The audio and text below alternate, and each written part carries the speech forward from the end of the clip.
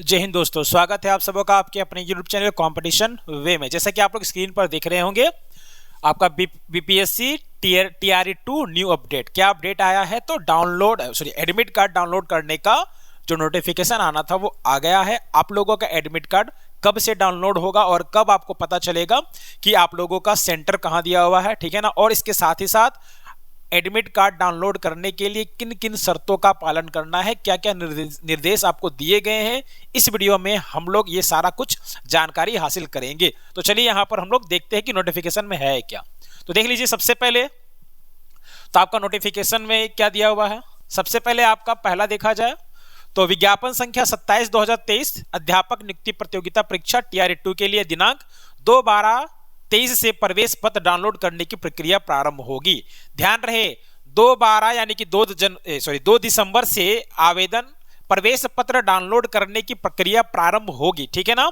आगे ध्यान देना है, अभ्यर्थी प्रवेश पत्र डाउनलोड करने से पूर्व अद्यतन passport size photograph size 25 KB dimension 250x250 अपने डैशबोर्ड में लॉगिन के उपरांत अपलोड करेंगे एवं उसके बाद ही प्रवेश पत्र डाउनलोड होगा। देखिए, लॉगिन करने के बाद आपको इस डायमेंशन और इस साइज का फोटोग्राफ क्या करना होगा, अपलोड करना होगा। अपलोड करने के बाद ही आपका एडमिट कार्ड डाउनलोड हो सकता है। अभ्यर्थी को आवंटित परीक्षा केंद्र कोड के रूप में दर्ज होगा। एडमिट कार्ड में परीक्षा केंद्र और उसका कोड क्या है एडमिट कार्ड में अंकित होगा, जिसमें केंद्र कोड एवं जिला का नाम अंकित रहेगा, ठीक है ना। केंद्र का कोड और जिला का नाम भी वहां पर अंकित रहेगा, ठीक है। अब यहां पर और भी कुछ इंपॉर्टेंट बातें हैं जो आप लोगों को जानना है।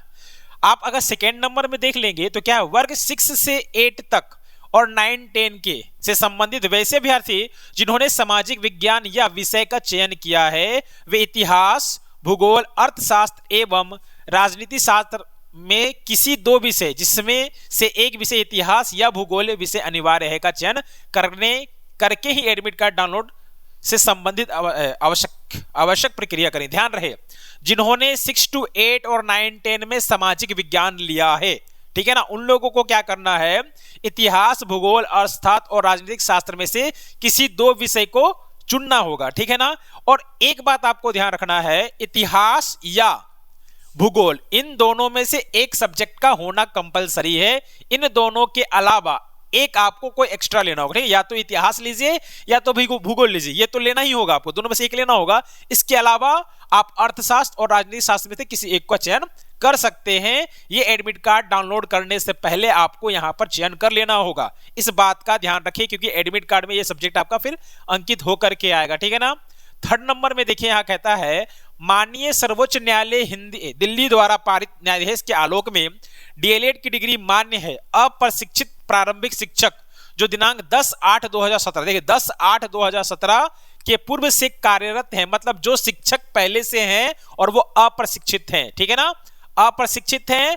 और ध्यान रहे 10/8/2017 से पहले वाले, जो 10/8/2017 के बाद वाले होंगे उन लोगों का नहीं है यहां पर, तो उन लोगों का 18 माह का डीएलएड मान्य होगा। ध्यान रखिए इस चीज को, ये उन शिक्षकों के लिए है जो 10/8/2017 से के पहले से शिक्षक हैं, अप्रशिक्षित शिक्षक हैं और उन्होंने 18 माह का डीएलएड का कोर्स किया है, तो उनका मान्यता होगा। बट अगर जो 10/8/2017 के बाद वाले हैं और उन्होंने अगर 18 माह का डीएलएड किया है तो वो लोग इसके पात्र नहीं होंगे, यहां पर साफ साफ लिखा हुआ है।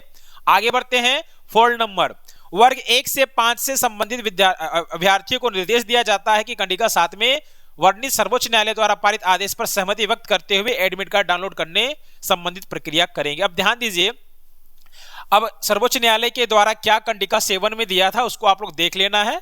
उसके बाद कुछ सवाल आपसे पूछा जाएगा 1 to 5 के लिए, तो आपको वहां पर सहमति देने के बाद एडमिट कार्ड को डाउनलोड करना है, ठीक है ना। अगला चलते हैं 5वां नंबर। 5वां नंबर में क्या लिख रहा है, यहां लिख रहा है वैसे अभ्यर्थी जो शिक्षा विभाग और पिछड़ा एवं अति पिछड़ा कल्याण विभाग के अंतर्गत शिक्षक पद के लिए 6 to 8 संगीत कला विषय को छोड़कर आवेदन किए हैं तथा दोनों विभाग के लिए अलग अलग विषयों का चयन किया है, उन्हें केवल शिक्षा विभाग के लिए चयनित विषय के परीक्षा में सम्मिलित होना है। जैसे मान लीजिए आपका शिक्षा विभाग का भी आया था और कल्याण विभाग का भी आया था, तो अगर कोई विद्यार्थी 6 to 8 में शिक्षक विभाग के लिए अलग सब्जेक्ट ले लिया है और कल्याण विभाग के लिए अलग ले लिया है, उन लोगों को केवल शिक्षा विभाग का ही एग्जाम देना होगा, ठीक है ना। आगे बढ़ते हैं, छठा नंबर में सभी अभ्यर्थी प्रवेश पत्र की एक अतिरिक्त प्रति अपने साथ परीक्षा केंद्र ले जाना सुनिश्चित करेंगे एवं परीक्षा अवधि में वीक्षक के समक्ष हस्ताक्षर कर उन्हें सुपुर्द करना सुनिश्चित करेंगे। देखिए क्या कह रहा है, प्रवेश पत्र की एक अतिरिक्त प्रति यानी कि 2 प्रति ले जाना है, एक प्रति जो है आपको वहीं पर जमा करा देना और एक प्रति वापस लेकर के आ जाना है, ठीक है ना। क्वेश्चन नंबर मतलब 7 नंबर में देखेंगे, परीक्षा केंद्र कोड से संबंध विस्तृत जानकारी 5/12/2023, मतलब एडमिट कार्ड में जो विस्तृत जानकारी है केंद्र के बारे में, परीक्षा केंद्र के बारे में जो पूरा जानकारी है आपको 5 तारीख से मिलना शुरू होगा। 2 तारीख को आपको शहर पता चल जाएगा, ठीक है ना, शहर जिला पता चलेगा, शहर पता चलेगा, लेकिन 5 तारीख को संपूर्ण जानकारी आपको मिलेगा, ठीक है ना। अब यहां पर ध्यान दीजिए, 8वां नंबर ध्यान दीजिएगा, अभ्यर्थी को परीक्षा प्रारंभ होने के 1 घंटा पूर्व तक ही परीक्षा केंद्र में प्रवेश करने की अनुमति दी जाएगी। परीक्षा प्रारंभ होने के 1 घंटा पूर्व मतलब ध्यान रखें, एग्जाम स्टार्ट आप लोगों का कितना बजे, शायद 12 बजे से है, ठीक है ना, 12 बजे से है, तो आपको 11 बजे तक ही एंट्री मिलेगा, 11 बजे के बाद एंट्री नहीं मिलेगा, मतलब एग्जाम स्टार्ट होने के 1 घंटा पहले ही आपको एंट्री मिलेगा, उसके बाद एंट्री बंद कर दिया जाएगा। तो आप लोग अपना एग्जाम का जो समय उसको देख करके 1 घंटा पहले ही पहुंच जाइएगा, नहीं तो प्रवेश आपको नहीं दिया जाएगा, यहां साफ साफ कह दिया गया है, ठीक है ना। परीक्षा अवधि की समाप्ति के पश्चात यूज OMR आंसर शीट को सील बंद कराने के पश्चात ही परीक्षा कक्ष छोड़ेंगे। और ध्यान रहे, एग्जामिनेशन सेंटर को छोड़ने से पहले आप ये सुनिश्चित कर लें कि आपने जो आंसर शीट दिया है वो सील हो गया हो, उसके बाद ही आप छोड़ेंगे। तो आज के वीडियो में इतना ही जानकारी मेरे पास था, मेरे पास क्या ये जो नोटिफिकेशन है तो उसके हिसाब से मैंने आप लोगों को बताया। अगर आप लोगों को किसी भी प्रकार का कोई समस्या होता है तो आप कमेंट कर सकते हैं, मैं वीडियो के माध्यम से आप लोगों को बताऊंगा, ठीक है ना।